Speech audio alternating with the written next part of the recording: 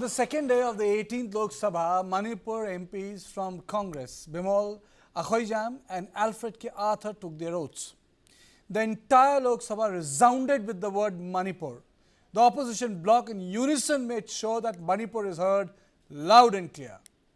I mean, this is the Lok Sabha. Bimol, Akoijam.